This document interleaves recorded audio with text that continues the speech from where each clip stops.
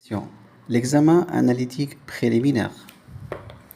D'après l'ISA 520, paragraphe 13, les procédures analytiques sont appliquées lors de la planification afin de mieux appréhender les activités de l'entité et d'identifier les domaines présentant un risque potentiel.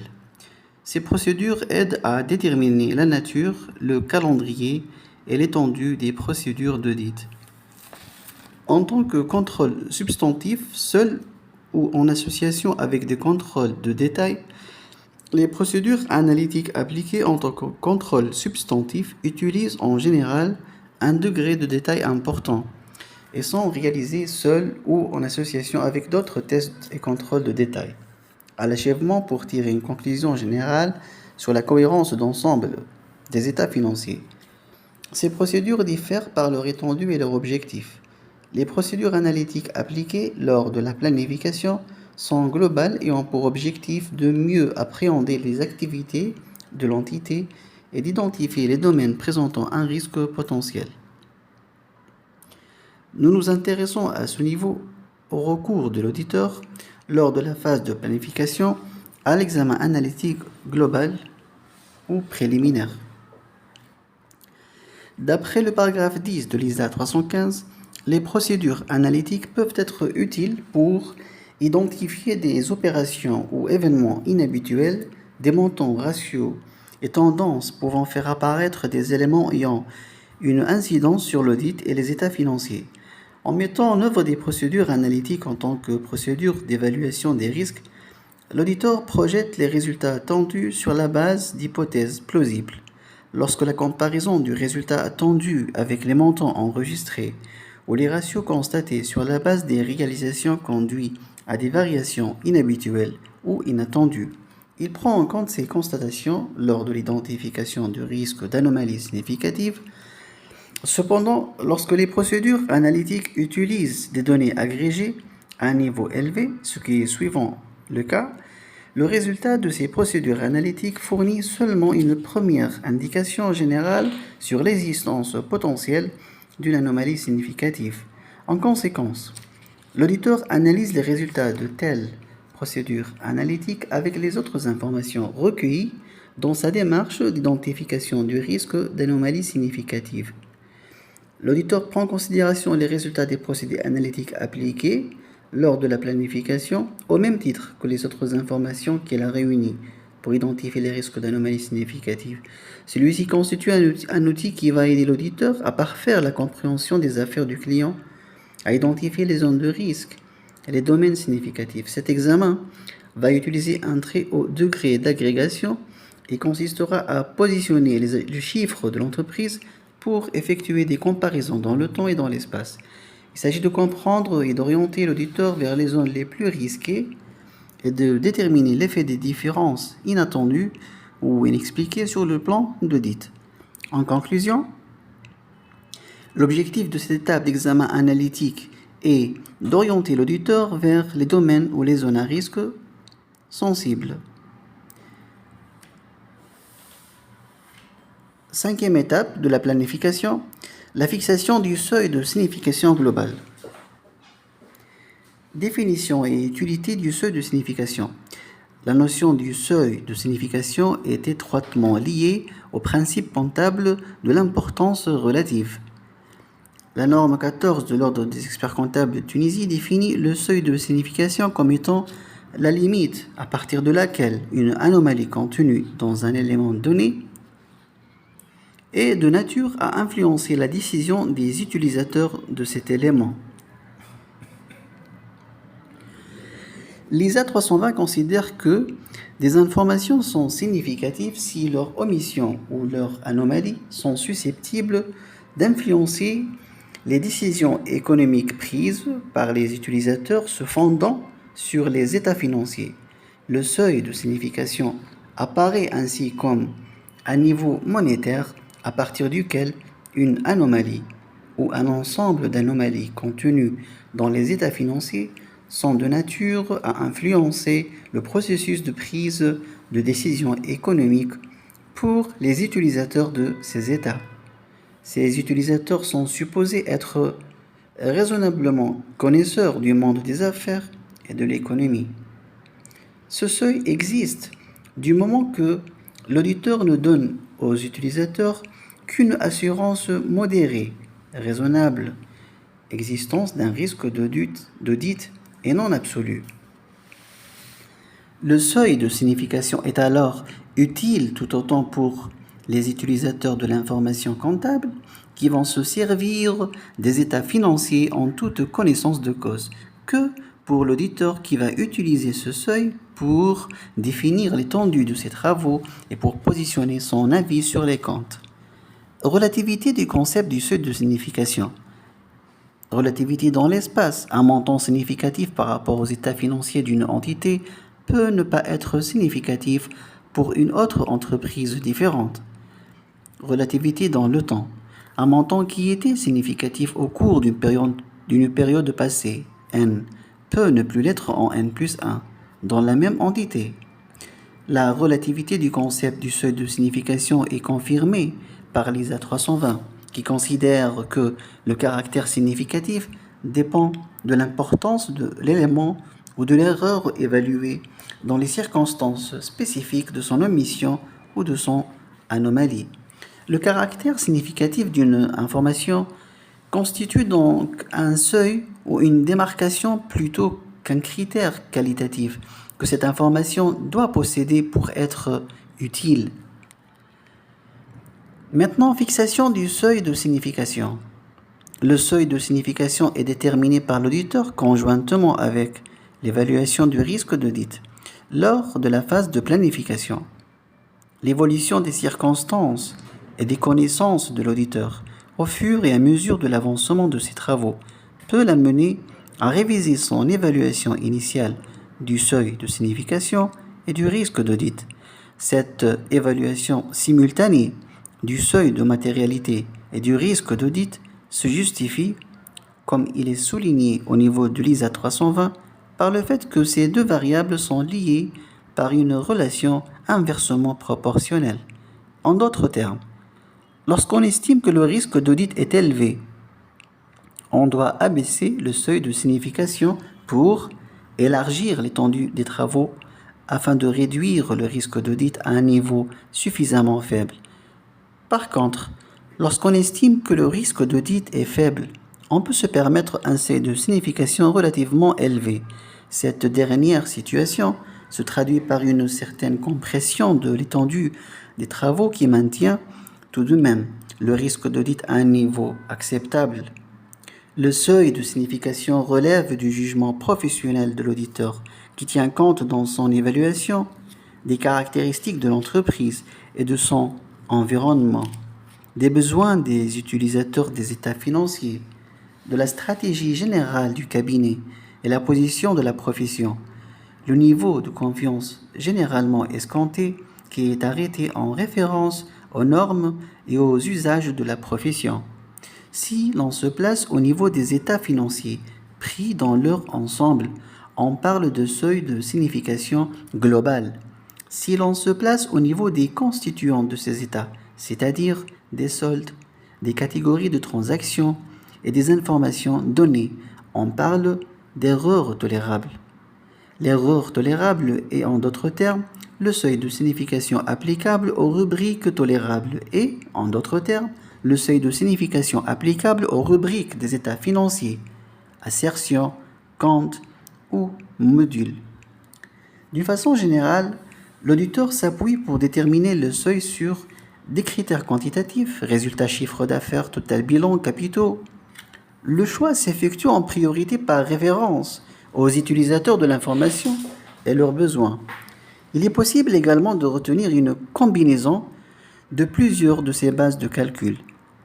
Des critères qualitatifs. Ces critères sont liés à l'environnement interne et externe de l'entreprise.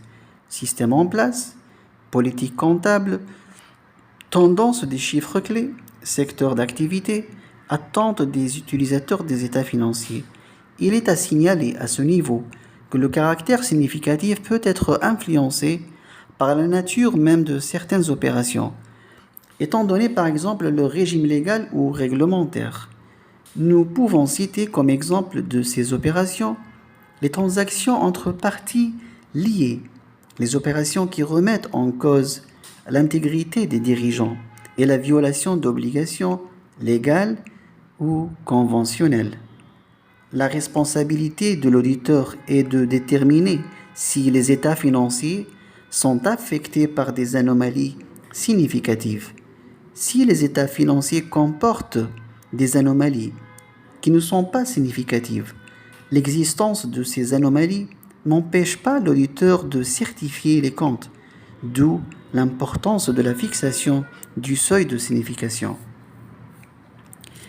Quels sont les facteurs quantitatifs de fixation du seuil de signification? Le seuil de signification est fixé sur la base des indicateurs les plus stables dans le temps et les moins sujets à des variations. D'après des études effectuées, il a été démontré que le meilleur indicateur susceptible d'influencer le jugement des utilisateurs, c'est le résultat. Le bénéfice avant impôt est normalement la base la plus utilisée pour décider de ce qui est significatif, car ce critère est le plus utilisé, retenu par les utilisateurs, et c'est lui qui est souvent susceptible de changer leur décision. Mais ce critère ne doit pas être le seul, notamment si l'entreprise est déficitaire ou n'a pas pour vocation de réaliser des bénéfices, associations, services publics. Le seuil de signification est fixé alors sur la base de la situation nette comptable. Puisqu'à défaut des bénéfices, l'utilisateur va s'interroger sur la valeur de ses actions ou participations. Si le capital social n'est pas important, faible, proche de zéro, l'utilisateur cherche tout autre indicateur, par exemple le total des actifs, chiffre d'affaires. La règle générale pour fixer la base de calcul du seuil est donc de trouver la base qui affecte le plus la décision des utilisateurs. Quels sont les facteurs qualitatifs affectant la fixation du seuil de signification? L'impact de certaines omissions ou erreurs sur les jugements des utilisateurs est souvent plus important que l'impact d'autres omissions ou erreurs, bien que leur montant en valeur absolue soit le même. Donc il y a des facteurs qualitatifs, qualificatifs qui entrent en ligne de compte. Il s'agit notamment des montants dus à des fraudes, détournements, sont considérés comme plus importants, pouvant influencer les jugements des utilisateurs que les mêmes sommes résultant d'erreurs non intentionnelles. Exemple, une erreur dans la charge d'amortissement de 5 000 et une erreur dans la caisse de 5 000 due à un vol ou un détournement n'ont pas le même impact sur la décision de l'utilisateur. Les anomalies dues à un non-respect d'une obligation légale sont significatives. Appréciation du seuil de signification au niveau des rubriques des états financiers lors de la mise en œuvre des tests d'audit. Cette appréciation par rubrique est nécessaire car l'auditeur acquiert et accumule une évidence d'audit d'une manière chronologique et non pas globalement dans les états financiers pris dans leur ensemble. L'auditeur doit connaître sa marge d'erreur pour chaque rubrique, erreur tolérable. Allocation du seuil de signification globale aux différentes rubriques des états financiers. On désigne par allocation du seuil de signification globale l'affectation de celui-ci aux différentes rubriques des états financiers. Cette allocation doit être menée de façon à ce qu'il y ait peu de chances que le cumul des anomalies relevées et non relevées dans l'ensemble des constituants des états financiers soit supérieur au seuil de signification globale. Une telle opération peut se baser sur l'importance relative des rubriques, mais aussi sur le jugement professionnel de l'auditeur et le coût d'audit de chacune de ces dernières. Généralement, cette allocation ne s'effectue que pour les rubriques du bilan et non de l'état de résultat, en raison de la liaison entre elles. En effectuant cette allocation par rubrique, l'auditeur se base, mis à part donc l'importance relative des rubriques, sur les deux critères suivants. 1. Son jugement professionnel, son expérience et sa connaissance du dossier l'amenant à considérer que certaines rubriques peuvent renfermer des anomalies plus importantes que celles contenues dans d'autres rubriques. Deuxième critère, le coût des travaux d'audit de chaque rubrique et du coût total de la mission. L'audit des stocks est plus compliqué et demande plus de budget, tant que l'audit des immobilisations. Relation entre le seuil de signification et l'évidence d'audit. Le seuil de signification est un élément déterminant pour fixer la quantité nécessaire et suffisante d'évidence, élément probant d'audit à obtenir pour porter un jugement sur un élément des états financiers. Plus le seuil de signification est faible, plus le niveau de confiance est important et les éléments probants à collecter doivent être importants. Relation entre le concept d'importance relative et le risque d'audit. Relation d'ensemble. Comme nous l'avons souligné, il existe une relation inversement proportionnelle entre l'importance relative et le risque d'audit. Lorsque le seuil de signification acceptable augmente, le risque d'audit diminue. Parallèlement, lorsque le seuil de signification acceptable diminue, le risque d'audit augmente. Pour un niveau de risque donné choisi par l'auditeur, le seuil de signification acceptable correspondant est constant.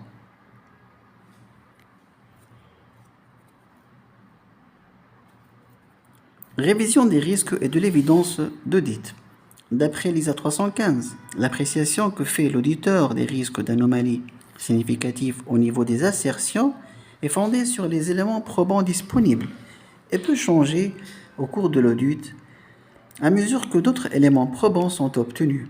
L'appréciation des risques peut notamment être fondée sur l'hypothèse que les contrôles fonctionnent efficacement de manière à prévenir ou à détecter et à corriger une anomalie importante au niveau des assertions. Lorsqu'ils appliquent des tests de contrôle afin de réunir des éléments probants, indiquant que les contrôles ne fonctionnent pas efficacement à des moments pertinents au cours de l'audit. De même, lorsqu'il applique des procédés de corroboration, l'auditeur peut détecter des anomalies dont les montants et la fréquence ne sont pas compatibles avec son appréciation des risques. Lorsque par suite de l'application de ces autres procédés d'audit, l'auditeur réunit des éléments probants qui tendent à contredire les éléments probants sur lesquels il s'est appuyé à l'origine pour apprécier les risques. Il revoit son appréciation, modifie les autres procédés d'audit envisagés en conséquence. La fixation des risques doit donc être révisée en fonction de l'avancement des travaux d'audit. Le modèle du risque d'audit est par définition un modèle de planification. L'auditeur doit consacrer le temps nécessaire pour réviser les niveaux de risque fixés au préalable. Sixième étape de la planification, l'appréciation des risques d'anomalies significatives au niveau des assertions et la définition de la stratégie préliminaire d'audit.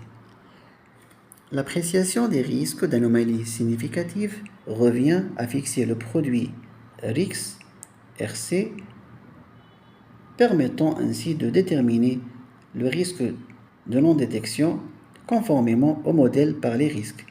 D'après l'ISA 315, l'auditeur doit identifier et évaluer le risque d'anomalies significatives au niveau des états financiers et au niveau des assertions pour les flux d'opérations des soldes de compte et des informations fournies dans les états financiers. À cette fin, l'auditeur doit identifier le risque lors de sa prise de connaissance des activités de l'entité et de son environnement, y compris de sa prise de connaissance des contrôles mis en place au regard des risques identifiés en considérant les flux d'opérations, les soldes des comptes et les informations fournies dans les états financiers.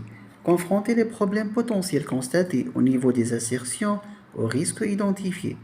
Apprécier si les risques sont d'une importance telle qu'ils peuvent entraîner des anomalies significatives dans les états financiers et prend en compte la probabilité que les risques puissent conduire à des anomalies significatives dans les états financiers.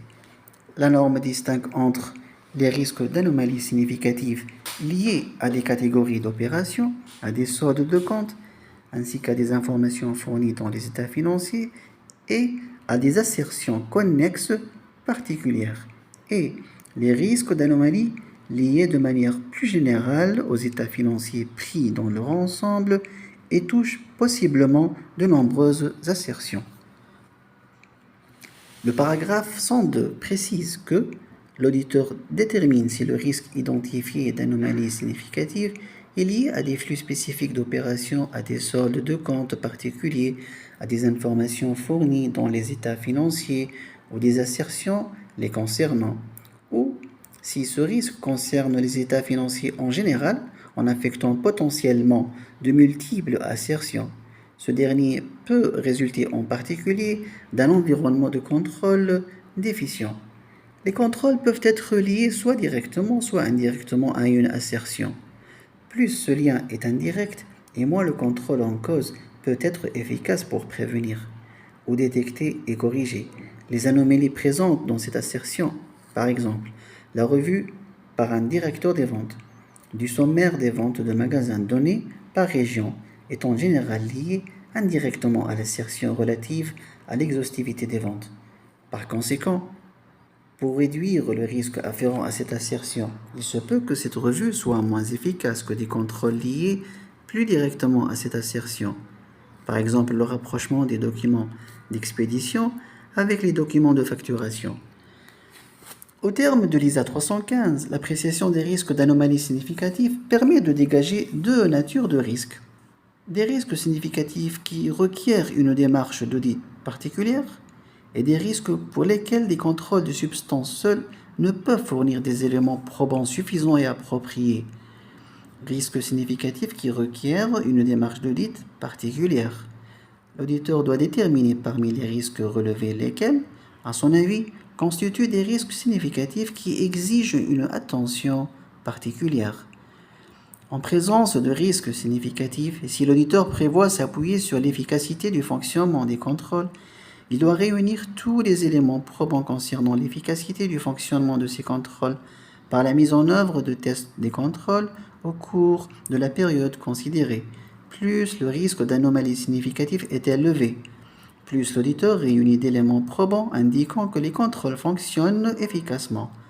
Par conséquent, l'auditeur ne s'appuie pas sur des éléments probants recueillis au cours d'un audit antérieur en ce qui concerne l'efficacité du fonctionnement des contrôles relatifs à ces risques.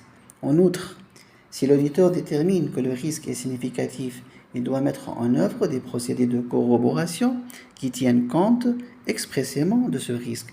Par exemple, si l'auditeur constate que la direction fait l'objet de pression pour satisfaire les attentes en matière de résultats, il peut exister un risque connexe que la direction gonfle le chiffre d'affaires en concluant des contrats de vente comportant des clauses qui empêchent la constatation de produits ou en facturant des ventes avant livraison. En pareil cas, l'auditeur peut, par exemple, concevoir des demandes de confirmation externe, non seulement pour obtenir confirmation des montants impayés, mais aussi des conditions des contrats de vente, y compris la date, les droits de retour, s'il en est, et les conditions de livraison. De plus, l'auditeur peut juger efficace d'obtenir en guise de complément aux confirmations externes des renseignements auprès du personnel non financier de l'entité concernant toute modification des contrats de vente et des conditions de livraison. D'après le paragraphe 108 de l'ISA 315, l'auditeur doit déterminer quels sont les risques identifiés qui, sur la base de son jugement professionnel, requièrent une démarche d'audit particulière. De tels risques sont qualifiés de risques significatifs. Par ailleurs, la norme ISA 330, dans les paragraphes 44 et 51, décrit les conséquences à tirer d'un risque significatif dûment identifié, quant à la mise en œuvre d'autres procédures d'audit complémentaires. Le paragraphe 109 précise que l'identification de risques significatifs qui intervient dans la plupart des audits relève du jugement professionnel de l'auditeur. En exerçant ce jugement, l'auditeur exclut l'effet des contrôles spécifiques liés aux risques identifiés pour déterminer si la nature du risque, l'importance probable d'anomalies potentielles, y compris la possibilité qu'un risque puisse résulter en de multiples anomalies, et la possibilité que ce risque se concrétise sont telles qu'elles requièrent une démarche d'audit particulière.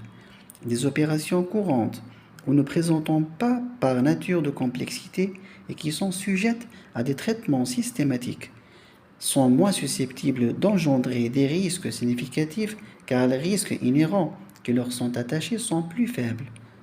Par ailleurs, les risques qui peuvent engendrer des anomalies significatives proviennent souvent de l'activité elle-même. En considérant la nature des risques, l'auditeur prend en considération un certain nombre de facteurs, et notamment si le risque est un risque de fraude, si le risque est lié à des faits nouveaux, significatifs de nature économique, comptable ou autre, et requiert en conséquence une attention particulière. La complexité des opérations. Si le risque résulte de transactions significatives avec des parties liées, le degré de subjectivité est attaché à l'évaluation des informations financières concernant ce risque, plus particulièrement pour celles qui comportent de différents degrés d'incertitude. Si le risque résulte d'opérations significatives sortant du cadre normal de celles couramment traitées par l'entité ou paraissent par ailleurs inhabituelles, d'après l'ISA 315, les risques significatifs sont souvent des risques d'affaires significatifs qui peuvent entraîner des anomalies significatives. La direction devrait être au courant de ces risques et en avoir normalement tenu compte en appliquant des contrôles à leur égard. Les risques significatifs sont souvent liés à des opérations non routinières et à des questions de jugement. Les opérations non routinières correspondent à des opérations qui, soit en raison de leur taille ou de leur nature, sont inhabituelles et donc peu fréquentes. La norme donne les exemples suivants de risques liés à des opérations non routinières. Une intervention accrue de la direction dans la détermination des traitements comptables, une intervention humaine plus grande dans la collecte et le traitement des données, la complexité des calculs ou principes comptables, la nature des opérations non routinières qui peut faire en sorte que l'entité a de la difficulté à mettre en application des contrôles efficaces sur les risques, opérations significatives entre apparentés. Les questions qui font appel au jugement peuvent comprendre l'élaboration d'estimations comptables significatives du fait, par exemple, que les principes comptables applicables aux estimations comptables ou à la constatation des produits peuvent faire l'objet d'une interprétation différente, que le jugement requis puisse être subjectif, complexe, ou nécessiter le recours à des hypothèses quant à l'incidence d'événements futurs, notamment lorsqu'il s'agit de poser un jugement au sujet de la juste valeur. Risques pour lesquels des contrôles de substances seuls ne peuvent fournir des éléments probants suffisants et appropriés. D'après le paragraphe 115 de l'ISA 315, lors de l'évaluation du risque, selon la procédure décrite au paragraphe 100, l'auditeur doit également évaluer les systèmes de contrôle et les moyens de leur mise en œuvre, y compris les activités de contrôle portant sur des risques pour lesquels, selon son propre jugement, il n'est pas possible ou faisable de réduire le risque d'anomalies significatives au niveau de l'assertion à un niveau acceptable faible sur la base des éléments probants recueillis à partir des seuls contrôles de substances. Les conséquences à tirer de tels risques sur les procédures d'audit complémentaires sont décrites au paragraphe 25 de l'ISA 330. D'après le paragraphe 25 de l'ISA 330, si, en application du paragraphe 115 de la norme ISA 315, l'auditeur conclut qu'il n'est pas possible ou réalisable de réduire le risque d'anomalies significatives au niveau des assertions à un niveau faible, acceptable, au moyen d'éléments probants recueillis à partir de contrôles de substances uniquement. Il doit réaliser des tests sur les contrôles concernés pour recueillir des éléments probants quant à l'efficacité de leur fonctionnement. Par exemple, comme indiqué dans le paragraphe 115 de la norme ISA 315, l'auditeur peut être dans l'impossibilité de concevoir des contrôles de substances efficaces qui fournissent par eux-mêmes des éléments probants suffisants et appropriés au niveau des assertions lorsqu'une entité conduit son activité en utilisant un système informatique et qu'aucune documentation des opérations n'est produite ou conservée autrement que par le système informatique. Lorsqu'il a déterminé qu'il n'est pas possible ou qu'il est irréaliste de ramener les risques d'anomalies significatives au niveau des assertions à un niveau suffisamment faible en s'appuyant sur des éléments probants découlant uniquement de la mise en œuvre de procédés de corroboration en conformité avec le paragraphe 110 de la norme ISA 315. L'auditeur doit mettre en œuvre des tests, des contrôles afin de réunir des éléments probants sur l'efficacité du fonctionnement de ces contrôles. La compréhension du système comptable de l'entité relatif à l'élaboration des états financiers permet à l'auditeur d'identifier le risque d'anomalies significatives directement liées à l'enregistrement des opérations courantes ou à des soldes de compte et à l'établissement des états financiers. Ceci inclut le risque de traitement inexact ou incomplet. Généralement, de tels risques concernent des flux d'opérations significatifs tels que les flux des ventes, des achats, des recettes ou des règlements. Les caractéristiques des opérations journalières courantes permettent souvent une automatisation des enregistrements avec peu ou pas d'intervention manuelle. Dans une telle situation, il peut ne pas être possible d'effectuer des contrôles de substances relatifs aux risques identifiés. Par exemple, dans le cas où une masse d'informations est initiée, enregistrée, traitée, présentée par informatique, comme dans un système intégré, l'auditeur peut juger qu'il n'est pas possible de définir des contrôles de substances efficaces qui permettent à eux seuls de recueillir des éléments probants suffisants et appropriés pour conclure que le flux d'opérations concernées ou les soldes de compte en cause ne comportent pas d'anomalies significatives. Dans un tel cas, les éléments probants peuvent être obtenus seulement sous une forme électronique.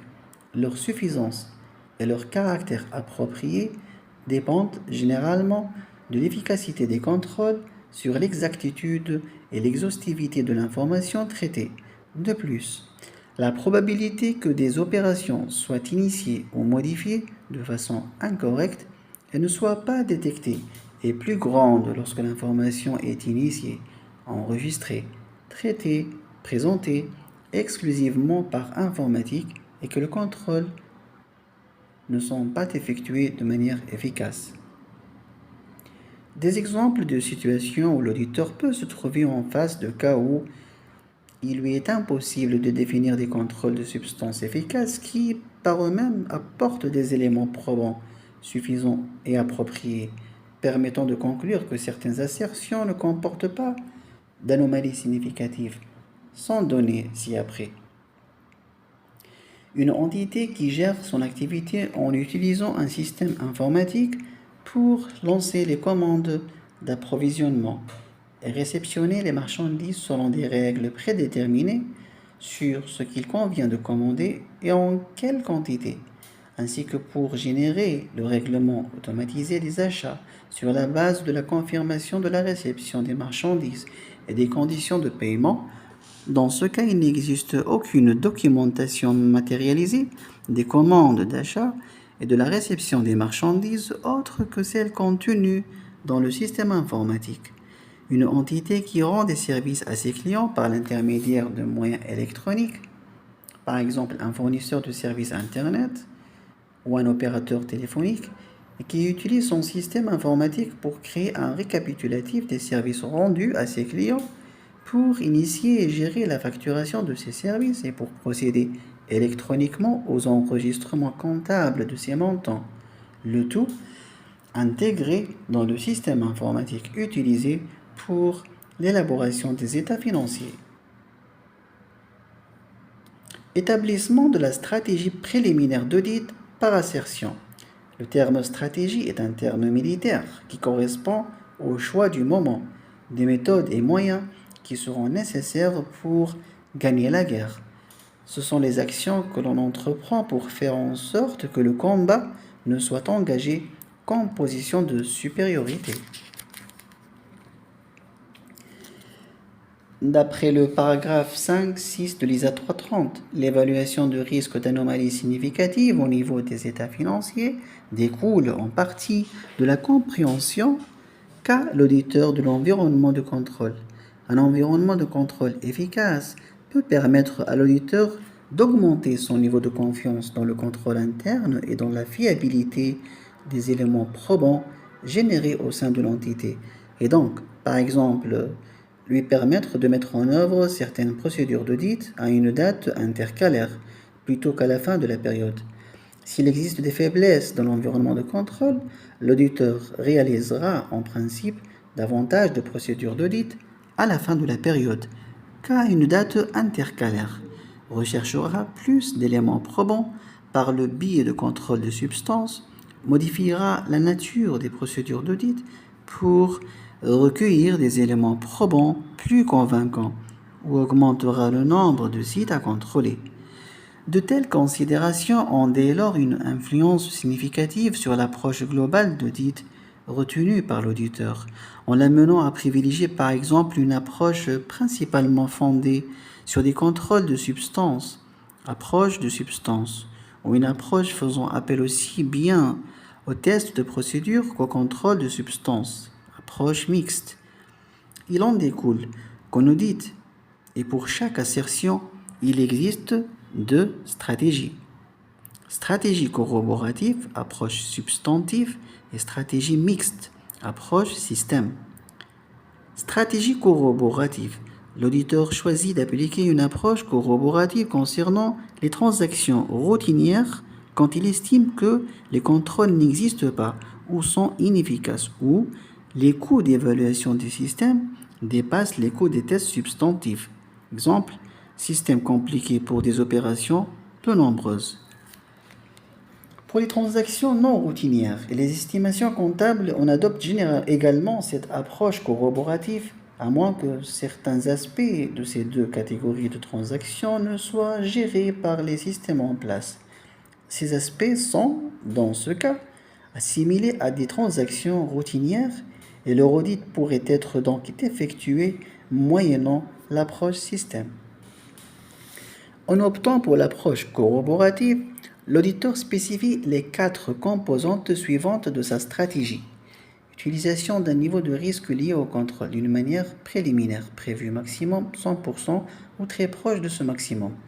Affiner la compréhension des aspects les plus pertinents concernant les systèmes comptables et de contrôle interne. Organisation, documentation, système comptable pour faciliter l'accomplissement des tests substantifs. Prévoir un minimum de tests sur les contrôles, prévoir un maximum de tests substantifs, procédures analytiques et tests de détail basés sur un niveau de risque non détectable faible pour maintenir le risque d'audit à un niveau acceptable compte tenu du fait que le risque lié au contrôle est maximum. Stratégie mixte. C'est une stratégie basée principalement sur les systèmes de contrôle avec un minimum de contrôle substantif. L'auditeur choisit cette stratégie lors de l'audit des transactions routinières, quand il estime qu'a priori les contrôles relatifs à chaque assertion ou à une assertion donnée existent et sont efficaces. Cette stratégie mixte est généralement retenue lors d'audits récurrents.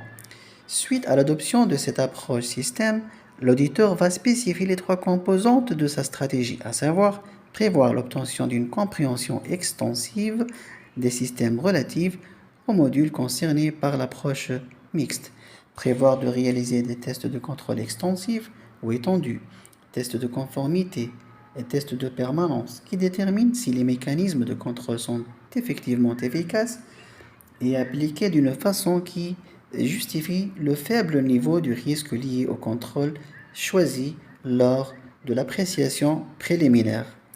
Prévoir des tests substantifs restreints basés sur un niveau de risque de non-détection prévu élevé ou modéré, compte tenu du fait que le risque lié au contrôle est faible et permettant aussi de maintenir acceptable le niveau du risque d'audit. Stratégie préliminaire d'audit pour chaque assertion avec une illustration schématique. Stratégie corroborative, stratégie mixte. Estimation de risque d'anomalies significatives, plus ou moins, maximum, élevé, modéré, faible, minimum. Extension de la compréhension des modules du contrôle interne. réalisation des tests de contrôle de fonctionnement, niveau estimé des tests de validité, coût de l'audit. Rappelons les 4 composantes de la stratégie. Merci pour votre attention.